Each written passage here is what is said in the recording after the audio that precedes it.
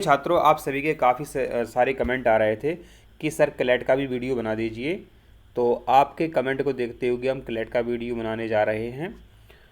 तो आप मिलान कर लें कि आपके कितने आंसर सही हुए हैं। और जो छात्र नए हैं, माने जो छात्र अभी कक्षा 10वीं में उन्होंने एडमिशन लिया है, तो अगले साल वो क्लैट का पेपर देंगे, तो या फिर नीट का पेपर देंगे, या फिर वो जी का पेपर देंगे, तो इस यूट्यूब चैनल को सब्सक्राइब जरूर करें। यहाँ पर देखिए, आपसे पहला प्रश्न उन्होंने क्या पूछा था। भारत की संसद के 3 अंग होते हैं। भारत की जो संसद है उसके मेरे बच्चों 3 अंग होते हैं। इनमें से एक अंग तो आपका लोकसभा हो गया है, दूसरा अंग राज्यसभा है, और तीसरा अंग अपना होता है राष्ट्रपति का पद, राष्ट्रपति। तो संसद जो है अपनी 3 अंग से मिलकर के बनी होती है, लोकसभा, राज्यसभा और राष्ट्रपति जी। तो इसका आंसर जो है मेरे बच्चों ये आपका करेक्ट है।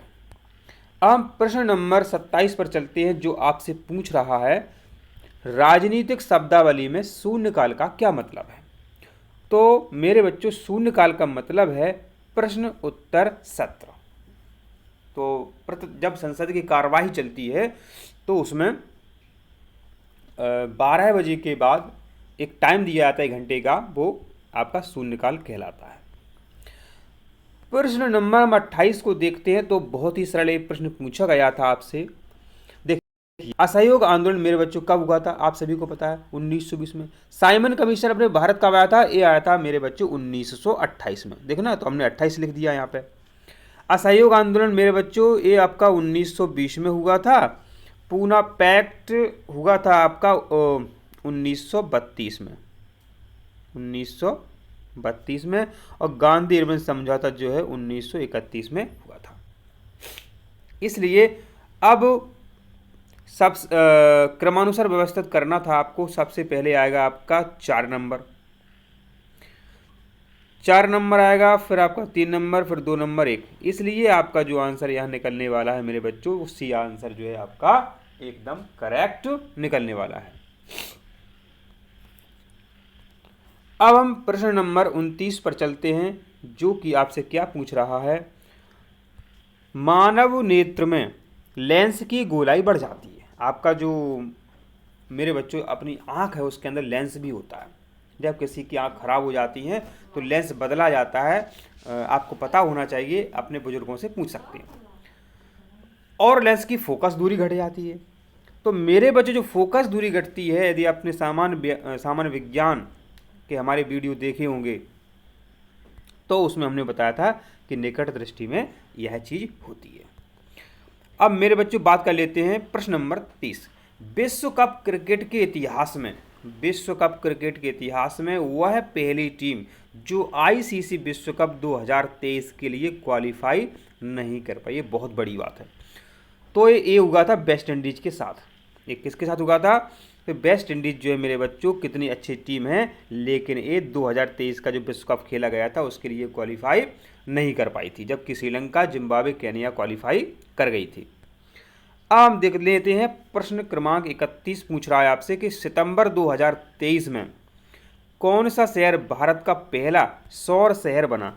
तो इसका आंसर है आपका सांची। प्रश्न क्रमांक 32 को देखते हैं मेरे बच्चों। ये प्रश्न भी बहुत अच्छा था।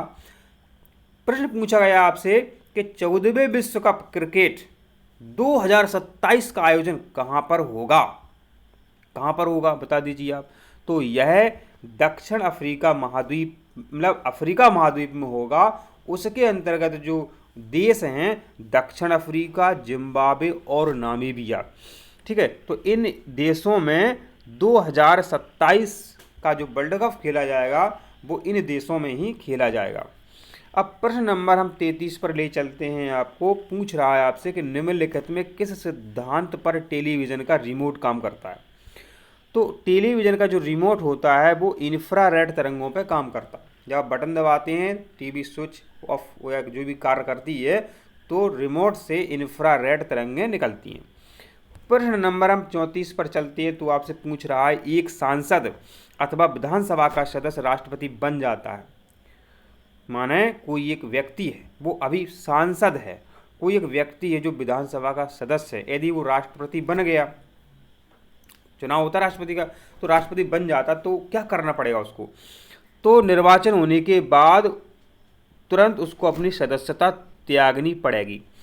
अब इसका जो आंसर है मेरे बच्चों बी हो सकता है, लेकिन जहाँ तक मुझे ऐसा लग रहा है तो इसका आंसर सी होना चाहिए। प्रिय छात्रों, अब प्रश्न नंबर 35 का आंसर आपको बताने जा रहे हैं कि भारतीय संविधान के कौन से अनुच्छेद नीति निर्देशक तत्वों से संबंधित है। तो इसका आंसर है 36 से 51। नीति निर्देशक जो तत्व हैं संविधान के अनुच्छेद 36 से 51 में रखे गए हैं। प्रश्न नंबर 36 देख लेते हैं अपन। देखिए, अंतर्राष्ट्रीय मुद्रा कोष द्वारा जारी वर्ल्ड इकोनॉमिक आउटलुक रिपोर्ट में वर्ष 2024 के लिए भारत के सकल घरेलू उत्पाद जीडीपी विकास दर कितनी अनुमानित की गई थी? तो इसका आंसर मेरे बच्चों 6.3%। तो इसका आंसर है मेरे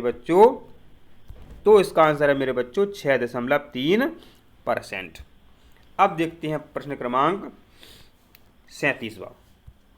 वर्तमान में भारतीय अंतरिक्ष अनुसंधान संगठन इसरो के अध्यक्ष कौन हैं? तो इन्हें कौन नहीं जानता है, अखबार में इनका नाम आता ही रहता है, डॉक्टर के शिवान।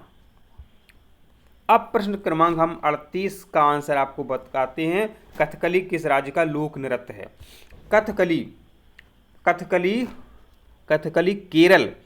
कथकली केरल का लोक नृत्य है। ये बहुत इंपॉर्टेंट है, पीएससी बड़ी बड़ी परीक्षाओं में हमेशा पूछा गया प्रश्न है, कथकली केरल। प्रश्न क्रमांक 39वां देखते हैं कि निम्नलिखित में किस देश की भारत के साथ सबसे लंबी सीमा है? तो सबसे ज़्यादा लंबी सीमा जो है बांग्लादेश जो है अपन से बनाता है। इसकी ट्रिक है, बचपन में बीए किया, बचपन माने सबसे ज़्यादा सीमा लगती है आपकी बांग्लादेश, चा से चीन, पा से पाकिस्तान, ने से नेपाल। एक घटते क्रम में हमने आपको बता दिया। प्रश्न क्रमांक 40 पर हम चलते हैं तो पूछ रहा है कि किन दो श्रेणियों के मध्य कश्मीर घाटी है? तो कश्मीर घाटी है आपकी बृहद हिमालय और पीर पंजाल। कश्मीर घाटी जो है आपकी बृहद हिमालय और पीर पंजाल के मध्य है कश्मीर घाटी। कंप्यूटर से पूछा गया आपका 41वां प्रश्न है कि एफटीपी का पूरा नाम क्या है? File transfer protocol. आपके सामने मेरे बच्चों जो प्रश्न है, फाइल ट्रांसफर प्रोटोकॉल। क्या आंसर है इसका मेरे बच्चों? File transfer protocol. अब हम प्रश्न क्रमांक 42वां आपको बताते हैं, जो कि काफ़ी अच्छा प्रश्न है। किस संविधान संशोधन एक्ट के अंतर्गत मतदाताओं माने वोट डालने वाले लोगों की उम्र 21 से घटाकर 18 वर्ष कर दी गई थी? तो वो था आपका 61वां संविधान संशोधन। कौन सा क्रांतिकारी मैनपुरी षड्यंत्र एवं काकोरी कांड का योजनाकार था? तो मेरे बच्चों इसका आंसर था राम प्रसाद बिस्मिल। प्रश्न क्रमांक हम 44 पर आपको ले चलते हैं। पूछा गया है आपसे पानीपत का तृतीय युद्ध किनके मध्य लड़ा गया था?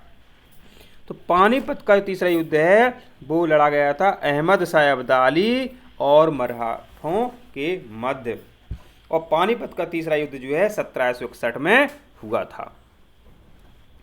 प्रश्न क्रमांक हम आपको 45 से रूबरू कराते हैं। 45वां प्रश्न आपसे पूछ रहा है कि रिजर्व बैंक द्वारा वाणिज्यिक बैंकों को जिस सामान्य ब्याज दर पर पैसा उधार दिया जाता है उसको क्या कहा जाता है?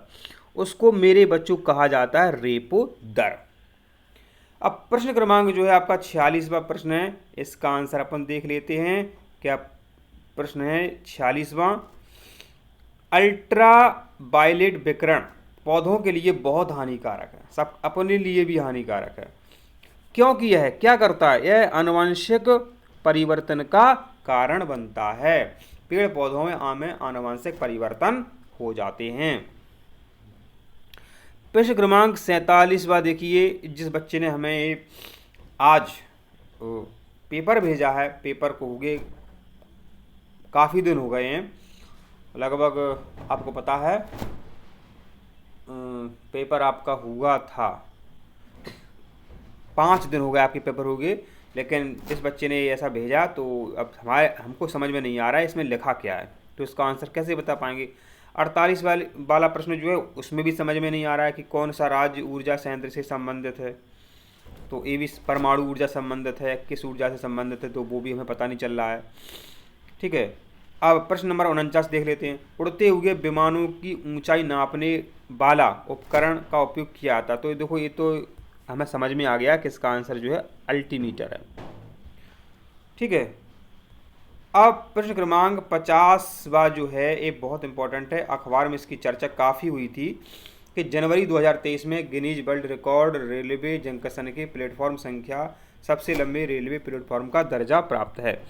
तो उत्तर प्रदेश का गोरखपुर जंक्शन जो है मेरे बच्चों इसका आंसर है। क्या उत्तर है? गोरखपुर जंक्शन। तो प्रिय छात्रों, आशा करते हैं आपको वीडियो समझ में आया है। आप नए हो तो चैनल को सब्सक्राइब करिए और आगे आने वाली जो भी परीक्षाएं होंगी उसकी तैयारी इस YouTube चैनल से करिए और सफलता प्राप्त कीजिए।